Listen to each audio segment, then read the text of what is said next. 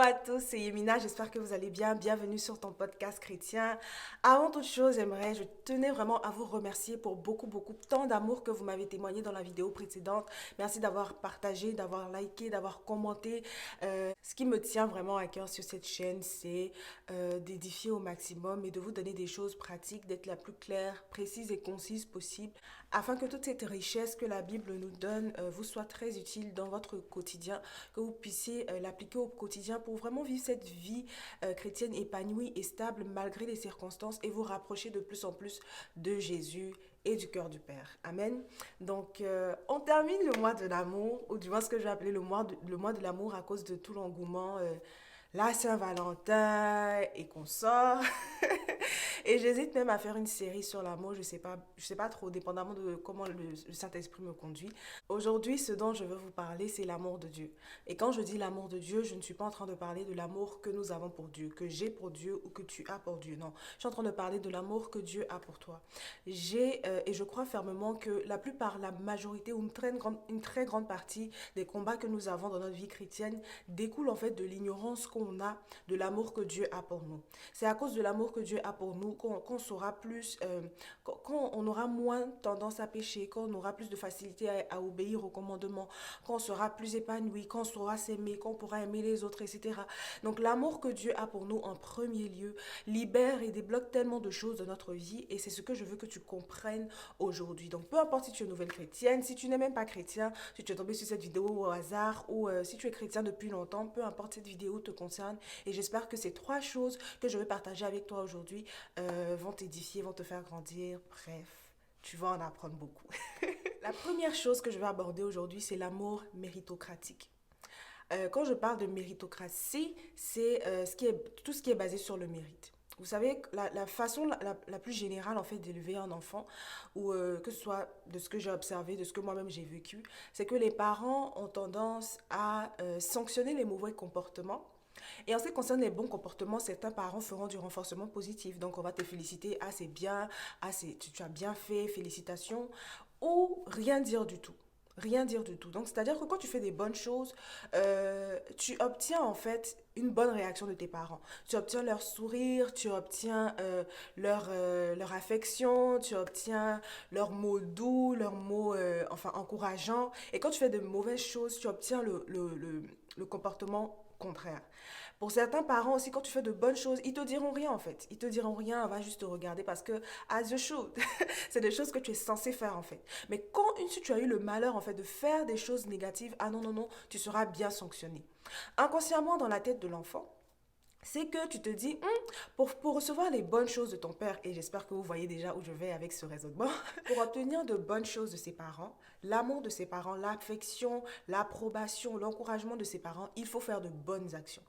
Et au contraire, si tu fais de mauvaises actions, tu n'obtiendras pas cet amour, tu seras en fait sanctionné pour les mauvaises choses que tu as fait. Ok. Donc c'est un peu comme ça le mécanisme. D'ailleurs, c'est pas forcément ce que les parents veulent exprimer. Parce qu'un parent, ça aime son enfant, ça aime. Un parent aime son enfant indépendamment de ce que l'enfant fait. Que l'enfant ait fait de bonnes choses ou des mauvaises choses, peu importe, le parent aime son enfant, tu vois. Mais c'est juste que nous sommes en phase de développement, il faut discipliner, il faut corriger, afin que nous puissions savoir distinguer le bien du mal, être responsable de nos comportements, bref, être des adultes, devenir des adultes plus équilibrés, etc. Cette mauvaise interprétation en fait du comportement des parents, c'est-à-dire que ah moi je suis aimé seulement si je fais de bonnes choses et je suis pas aimé si je fais de mauvaises choses, on le transpose en fait dans la plupart des relations. Et peut-être que c'est ton cas, en tout cas moi c'était mon cas, c'est que inconsciemment je pense que je suis plus aimé par Dieu, par mes amis, par je sais pas mon entourage si je fais de bonnes choses et si je fais de mauvaises choses, je suis sanctionné, je suis pas aimé, bref, l'amour qu'on me témoigne, le respect, la considération, l'estime qu'on a envers moi diminue. Je ne sais pas trop pourquoi j'ai interprété le comportement de mes parents comme ça, parce que je sais que indépendamment de ce que je fais, de ce que je suis, ils m'aiment. Et d'ailleurs, ils sont censés m'aimer. Bref, si tu vois l'amour de cette façon, c'est très fort probable que tu vois l'amour de Dieu ainsi. C'est-à-dire que si tu pêches pas, si tu es toujours dans les commandements de Dieu, si tu fais toujours ce qu'il te dit, il t'aime. De l'autre côté, si tu pêches, si tu ne suis pas ses commandements, si tu l'aimes pas, si tu n'aimes pas ton prochain, bref, si tu es dans des choses qui ne glorifient pas Dieu, qui ne glorifient pas la parole de Dieu, Dieu ne t'aime pas. Non, non, non, non. L'amour de Dieu n'est pas méritocratique. L'amour de Dieu n'est pas dans cette logique humaine de tu fais de bonnes choses, on t'aime, tu fais pas de bonnes choses, on ne t'aime pas. Non, l'amour de Dieu, c'est indépendant, est très indépendant en fait de tes actions. C'est indépendant de ce que tu fais, de ce que tu penses. Donc, c'est-à-dire que tu pêches ou que tu ne pêches pas, Dieu t'aime. Et dans une logique humaine, c'est pas très compréhensible parce que ça va dire, bon, ok, donc pourquoi je dois pas pécher alors?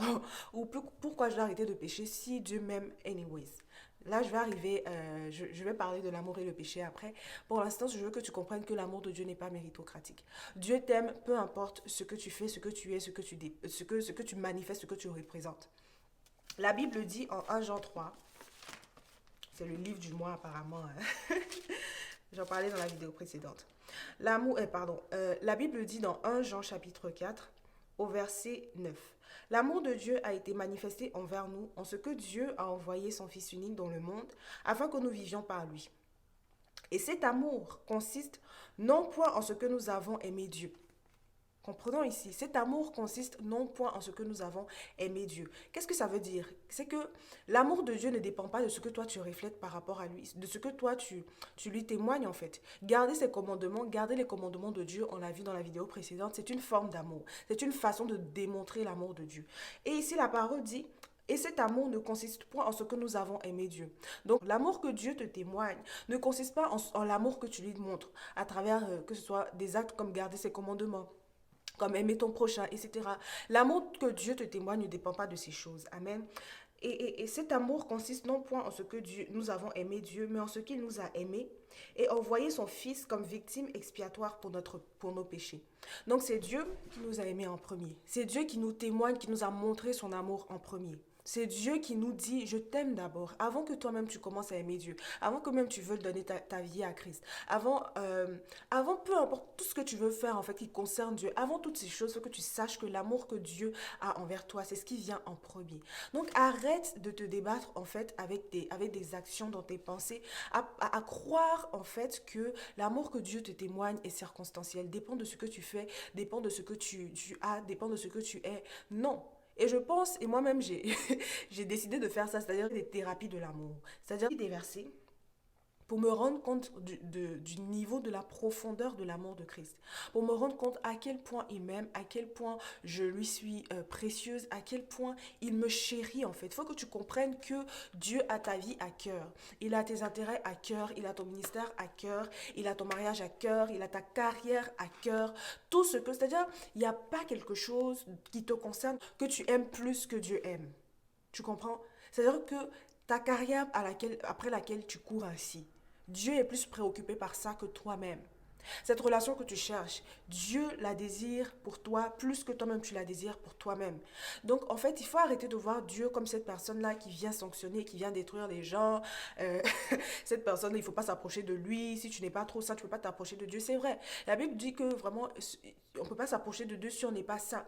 Mais ce que Christ est venu faire justement, c'est ouvrir la voie, la porte à ceux qui n'étaient pas dignes de recevoir l'amour de Dieu, comme toi et moi qui vivions dans le péché, qui n'étions pas dignes justement à cause de cette nature pécheresse, à cause des actions que nous posions, de nous approcher de Dieu. Mais Christ est venu et il nous a donné un moyen de nous approcher de ce Dieu-là. Christ est venu, il nous a donné un moyen de rentrer dans sa présence de Dieu. Donc la première mauvaise mentalité à bannir en fait, c'est l'amour méritocratique.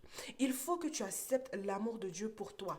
Il faut que tu reçoives cet amour. Parce que c'est vrai, c'est une réalité, c'est un fait. L'amour de Dieu, c'est pas un concept, c'est pas abstrait, c'est une réalité, c'est vrai, c'est du concret en fait.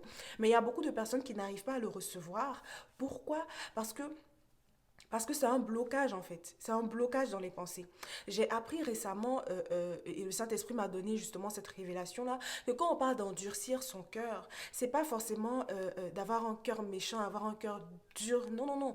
C'est en fait avoir un système de pensée, entre autres, avoir un système de pensée tellement figé que tout ce qui ne rentre pas dans ton système de pensée, tu le rejettes en fait. Tu le rejettes. C'est ce qui est arrivé en fait avec les Juifs de Jérusalem, c'est que Jésus, pour eux, le Messie, c'était ça. C'était ce carré-là. Jésus ne rentrait pas dans le carré. Il ne venait pas de façon à attirer les regards. Il était né à Nazareth. Son père, c'est charpentier. Ses frères et sœurs, c'est ceci et cela. Bref, il n'était pas si extraordinaire que ça d'apparence. Donc, Jésus ne rentrait pas dans le carré qui s'était fait. De la même façon, toi, il faut que tu brises en fait. Il faut que tu brises ce carré que tu t'étais fait de l'amour de Dieu. L'amour de Dieu, c'est que je sois parfait. L'amour de Dieu, c'est que je respecte ceci. En fait, il faut que je me purifie pour être digne d'entrer dans la présence de Dieu. Ces gens qui vont à l'église, ces filles chrétiennes, peut-être même Yébida que tu vois ici, non, non, non. Ça, c'est vraiment les enfants de Dieu. Nous autres là, qui regardons la pornographie, qui faisons des actes bizarres, peut-être qui vivent dans la publicité, qui mentons, qui volons, nous ne sommes pas dignes de nous approcher de Dieu. C'est faux, c'est un mensonge de l'ennemi et qui ne veut pas que vous vous approchiez de Dieu et que vous ayez en fait la vie éternelle à laquelle Christ vous appelle. Brisez en fait ce carré-là dans lequel vous avez mis Dieu, dans lequel vous avez mis l'amour de Dieu parce qu'il est vaste. L'amour de Dieu, il est vaste. Je ne peux pas le contenir, je ne peux pas comprendre en fait. Je ne peux pas comprendre. Qu'est-ce que la parole dit? Ésaïe 55, 11, si je ne me trompe pas. Il dit aussi éloigné que sont les cieux de la terre. Est-ce que tu vois la distance entre les cieux et la terre? Il dit c'est de cette même manière-là, nos pensées sont éloignées de celles de Dieu. Donc arrête de penser que tu comprends Dieu. Tu ne le comprends pas, je ne le comprends pas. L'amour de Dieu, je ne le comprends pas non plus. Et là où j'en ai le plus besoin, c'est surtout là où je suis down. Quand je ne suis pas très très fière de moi et que je pense que Dieu aussi n'est pas très très fier de moi, c'est possible. C'est possible que ton père ou ta mère ne soit pas très fier de toi. Ça ne veut pas dire qu'il t'aime moins en fait. Ça ne veut pas dire qu'il t'aime moins. Et si tu as interprété, comme je le disais, les comportements de tes parents de cette façon-là, c'est-à-dire si tu fais de bonnes choses, on t'aime plus, si tu fais de mauvaises choses, on t'aime moins, c'est faux en fait. C'est faux. L'amour de Dieu ne fonctionne pas de cette manière et il faut que tu brises cela au nom de Jésus. D'ailleurs, je prie que cela soit brisé dans ton entendement au nom de Jésus et que ton intelligence soit renouvelée, que ton cœur soit ouvert, que tes pensées, ta mentalité soient ouvertes à recevoir l'amour de Dieu pleinement. La deuxième chose, c'est l'amour de Dieu et le péché. Il faut qu'on sache en fait que c'est vrai, c'est vrai que c'est parce qu'on aime Dieu qu'on va garder ses commandements, ok? C'est ce que même la Bible dit, car l'amour de Dieu consiste à garder ses commandements. Donc c'est vrai que c'est parce qu'on aime Dieu qu'on va garder ses commandements. Mais là, il y a une chose qui précède en fait l'amour qu'on a pour Dieu. On n'aime pas Dieu au hasard en fait. C'est parce qu'on l'a reçu, c'est parce qu'il est en nous, c'est parce que on établit notre demeure dans son amour, c'est parce que c'est-à-dire on ne peut pas comprendre à quel point il nous aime, qu'on veut lui faire plaisir, qu'on veut l'aimer en retour, qu'on ne veut pas briser son cœur. C'est-à-dire recevoir l'amour de Dieu te rapproche du cœur du Père, de telle sorte que tu vois, en fait, tu es encore plus proche de la nature de Dieu. Tu te rends compte à quel point il est saint, à quel point il est bon, à quel point c'est un bon Père, tu vois. L'une des choses même, en fait, qui va t'aider avec le péché, c'est de comprendre que Dieu est ton Père. C'est plus seulement le roi des rois, c'est plus seulement l'éternel, c'est plus seulement l'éternel des armées, celui qui peut tuer, qui peut détruire, celui qui peut faire des choses extraordinaires. Non, il faut que tu le vois comme un Père. Et c'est l'une des choses pour lesquelles je suis très reconnaissante dans cette nouvelle alliance avec Christ, c'est que Dieu est mon Père. Et je peux m'approcher de lui comme sa fille. Et je ne m'approche pas de lui parce que je suis trop sainte, non. Et tu ne t'approches pas de Dieu parce que tu es trop sainte, non. C'est parce que Christ t'a donné une opportunité. Christ t'a donné, il t'a justifié en fait. Le sang de Christ, ce que ça fait, c'est que ça te justifie. Te justifier, ça veut dire quoi? C'est que ça te rend juste en fait. Mhm. C'est que ça te rend juste. Dieu a simplifié le salut à ce point-là. Donc quand tu rentres dans le trône de Dieu, tu rentres avec la lettre de référence que Jésus t'a donnée pour avoir accès à la grâce de Dieu, pour avoir accès à la miséricorde de Dieu, pour avoir accès à la faveur de Dieu. Donc arrête de penser encore une fois, comme dans la méritocratie, que tu dois mériter en fait, que tu dois mériter l'amour de Dieu, parce que tu ne mérites pas. Mais tu ne mérites pas, même peu importe à quel niveau, à quel point tu es saint, à quel point tu es profond dans les choses spirituelles, tu ne mérites pas l'amour de Dieu. On ne le méritera jamais même, je pense. Donc il faut déjà se dire que c'est disponible, c'est un cadeau, c'est un don qui est disponible et il faut rentrer dans la présence de Dieu avec foi parce que nous sommes tous imparfaits, nous sommes tous pécheurs, nous sommes tous imméritants, nous sommes tous indignes. On doit s'approcher du trône de grâce, et je sais plus la référence, mais on doit s'approcher du trône de grâce pour demander miséricorde, grâce et faveur. Je vais vous donner cette équation mathématique que je pense c'était John McReynolds, c'est un chanteur gospel américain, qui donnait en fait. Il disait, supposons que toi, tu te considères comme une mauvaise personne. Donc toi, si on te donne une note, peut-être ça sera -10. Ok. Si on prend Hitler et qu'on donne une note à Hitler, ça sera -50. Tu vois, si on prend ton pasteur ou quelqu'un comme Bishop Jakes, il est tellement charismatique, tellement extraordinaire, on va lui donner une note de 100 par exemple. Hein. Il n'y a pas de, enfin c'est pas moins 50 sur quelque chose, en tout cas 100, tu vois. Et on va prendre quelqu'un, un meurtrier par exemple, on va lui donner la note de moins 1000 par exemple. Dieu, c'est l'infini. Donc pour ceux qui ont fait les mathématiques, peut-être que ça sera plus facile à comprendre pour vous. Dieu, c'est l'infini.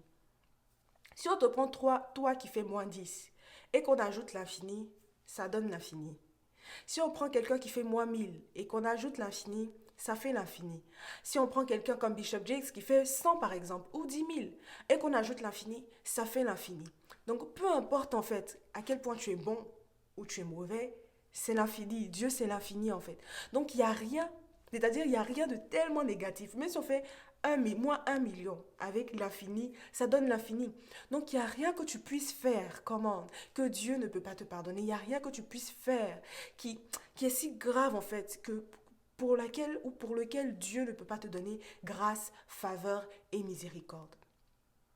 Pour recevoir cela, pour recevoir cet amour de Dieu, il faut se positionner. Il faut se positionner, il faut se repentir, il faut accepter Christ et il faut accepter en fait ce que Christ nous donne. La parole dit quoi? Que cet amour consiste non point en ce que nous avons aimé Dieu, mais en ce qu'il nous a aimés. Et a envoyé son Fils comme victime expiatoire pour nos péchés. L'amour de Dieu consiste en ce qu'il a envoyé Christ pour nos péchés. For God so loved the world. Jean 3,16. Car Dieu a tant aimé le monde. Tant aimé le monde. C'est-à-dire que c'est pas parce qu'on lui faisait trop pitié. C'est pas parce qu'il s'ennuyait là-bas, il s'est dit, ah ok, que je vienne emmerder un peu les humains, que je leur donne des lois, des règles. Non, non, non, non. Parce qu'il t'a tant aimé. Il t'a tant aimé. Nous sommes déjà, les gens disaient que, ah, mais pourquoi, ou les gens disent, pourquoi Dieu nous envoie en enfer? On est déjà sur la route de l'enfer, parce qu'on est déjà corrompu, parce qu'on est déjà dans une nature qui n'est pas compatible avec Dieu, parce qu'on déshonore Dieu, parce qu'on déshonore sa loi, parce que on a déjà bafoué en fait, on était déjà sur le chemin de l'enfer. Il nous a tant aimé qu'il a envoyé son Fils afin que quiconque croit en lui ne périsse point, mais ait la vie éternelle. Afin que quiconque croit en lui ne périsse pas, mais ait la vie éternelle. Donc c'est l'amour que Dieu nous a témoigné, qui a été reflété en Christ, afin que nous ne périssions pas. Il y a un verset qui dit que Dieu désire que tout le monde soit sauvé. Il désire que tout le monde soit sauvé. Il n'y a nulle part où il dit qu'il veut forcément, il va envoyer ses enfants en enfer. Non, ce qu'il désire, c'est qu'on soit sauvé. Mais si nous-mêmes on refuse d'être sauvés, si nous-mêmes on refuse ce don gratuit, si nous-mêmes on refuse l'amour de Dieu, comment on va être sauvé? Ça dépend de nous. Est-ce qu'on veut accepter? Il y a des personnes qui ont des difficultés à accepter l'amour. On te dit je t'aime, tu fuis. Tu sais pas comment te comporter. Tu es anxieux, tu es anxieuse. Apprends à recevoir l'amour. Et c'est la troisième chose que je veux partager avec toi. Apprends à recevoir l'amour de Dieu pour toi. Ne vois pas l'amour de Dieu dans sa globalité pour l'instant. C'est vrai. Dieu aime tout le monde. Quand tu es dans l'église ou quand tu es dehors, Dieu aime tout le monde dans la collectivité. Dieu aime tout le monde. Mais il faut que tu apprennes à recevoir l'amour de Dieu for you, for yourself and only for yourself. Que tu apprennes à recevoir l'amour de Dieu pour toi, pour ta vie, pour ce que tu es en fait. Il faut que tu saches que oui, Dieu aime le pasteur, oui, Dieu aime telle femme, Dieu aime tel homme, mais toi, il faut que l'amour de Dieu soit vivant en toi. Que quand tu marches, tu aies l'assurance que celui qui te touche Dieu, parce que tu reçois l'amour de Dieu pour toi. Tu vas arriver à garder ses commandements parce que la Bible dit, et ces commandements ne sont pas pénibles parce que tout ce qui est né de Dieu triomphe du monde. Parce que tu es né de Dieu, tu as la puissance, tu as l'autorité, tu triomphes du monde. Tu auras cette force-là, cette habileté à résister au péché, à fuir le péché, à résister au diable. Tu auras cette facilité-là à t'aimer toi-même et aussi à aimer les autres. L'amour de Dieu libère. Et si peut-être tu te combats, si peut-être tu te bats en fait dans tellement de domaines de ta vie, si peut-être tu te bats en fait avec peut-être le péché, avec je sais pas quel autre, tu sais toi-même ce avec quoi tu te bats.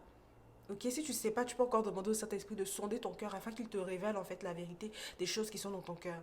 Mais tu sais ta réalité. Et peut-être que c'est difficile pour toi de surmonter ces choses-là. Reçois l'amour de Dieu, ça simplifie la vie. Ça simplifie la vie, de savoir que tu es aimé à ce point, de savoir que tu as de la valeur, de savoir que tu n'as pas besoin de chercher la validation des autres pour savoir Tu n'as pas besoin que les autres valident qui tu es. Tu es déjà affirmé par un Dieu qui t'aime et qui t'aime énormément. Qui ne t'aime pas parce que tu fais telle chose, qui ne t'aime pas parce que tu les arranges, ok? Parce que les hommes, des fois, c'est comme ça, on montre l'amour. Le jour où tu m'arranges, je t'aime. Le jour où tu fais des choses bizarres, on te boycotte. Non, Dieu, il n'est pas comme ça. Il est miséricordieux. Il est miséricordieux. C'est-à-dire, toutes ces choses passées que tu as fait, il te pardonne. Il te donne grâce aussi. Les choses présentes que tu es en train de faire, il te donne grâce. Il te donne sa grâce, il te soutient. Il te donne aussi la faveur, de sorte que tu évolues en fait de gloire en gloire pour manifester les choses excellentes et glorieuses en fait que Dieu a pour toi, l'héritage glorieux que tu as en Christ. Si tu n'as pas encore donné ta vie à Jésus, si tu veux vraiment recevoir cet amour de Dieu, si tu veux que cet amour soit réel dans ta vie, si tu veux que cet amour soit une réalité, si tu veux être libéré de tous ces combats, je t'invite à recevoir Christ comme Seigneur et Sauveur. Pour recevoir Christ, c'est simple, c'est tellement simple. Un enfant de 3 ans peut même recevoir Christ, c'est tellement simple. Et il y a un homme de Dieu qui disait, c'est cette simplicité-là, cette extrême simplicité-là qui est que les hommes n'arrivent pas à comprendre. Ils se disent non, c'est trop simple. J'aurais préféré payer 1 million peut-être pour recevoir Christ. J'aurais préféré payer en fait pour recevoir la vie éternelle. C'est trop simple en fait, recevoir la vie éternelle comme ça. Je t'invite vraiment à donner ta vie à Christ. Tu dois faire juste 2 choses. Croire en ton cœur et confesser de ta bouche. Croire en ton cœur que quelque part, tu veux croire. Donne-toi la chance de croire. Fais le pari de croire que quelque part dans ce monde-là, il y a ce Dieu qui t'aime. Il y a ce Dieu qui t'aime, il y a ce Dieu pour qui tu es intéressante, il y a ce Dieu pour qui tu as de la valeur, il y a ce Dieu qui s'intéresse aux choses que tu fais, qui ne trouve pas que tu parles pas trop, que tu n'en fais pas trop, ou que tu es trop bizarre, non, qui t'accepte tel que tu es, parce qu'il a il a fait sa création avec tant de diversité. Venir dans l'église, venir dans le corps du Christ, ce n'est pas venir être une personne, ce n'est pas venir ressembler à X, ressembler à Y, non, c'est ressembler à Christ, et cela, c'est tellement divers en fait, c'est divers, il y a une diversité dans le corps du Christ et tu as ta place toi-même, bizarre comme tu es, peut-être extra comme tu es, calme comme tu es, simple comme tu te trouves pour l'instant, il y a une place pour toi et Dieu veut te donner son amour, Dieu veut t'améliorer, Dieu veut relâcher toutes ces bénédictions qu'il a pour ta vie. Donc crois dans ton cœur et déclare de ta bouche. Déclare de ta bouche. C'est vrai, tu peux croire dans ton cœur et ne pas déclarer. Et n'avoir jamais déclaré, Seigneur Jésus, je t'accepte comme Seigneur et Sauveur. Tu es le Seigneur et Sauveur de ma vie. C'est une déclaration aussi simple que ça. Et ça peut tout changer parce qu'il y a un pouvoir dans la parole. J'espère que cette vidéo t'a aimé. Tu as compris que l'amour de Dieu n'est pas méritocratique. Que l'amour de Dieu précède en fait l'aptitude, la capacité à garder ses commandements. Que c'est ce qui va te permettre en fait de triompher du péché. Et que l'amour de Dieu, tu dois le recevoir pour toi et pour toi d'abord. C'est vrai, tu dois le voir dans sa globalité. Tu dois savoir que Dieu aime ta soeur ici, que Dieu aime ton frère ici. Mais est-ce que tu sais que Dieu t'aime toi? Est-ce que tu sais que Dieu t'aime toi? Tu peux te le répéter tous les jours et décider d'en faire une vérité, une conviction intérieure. Dieu m'aime. On se retrouve la semaine prochaine pour une autre vidéo et que Dieu vous bénisse.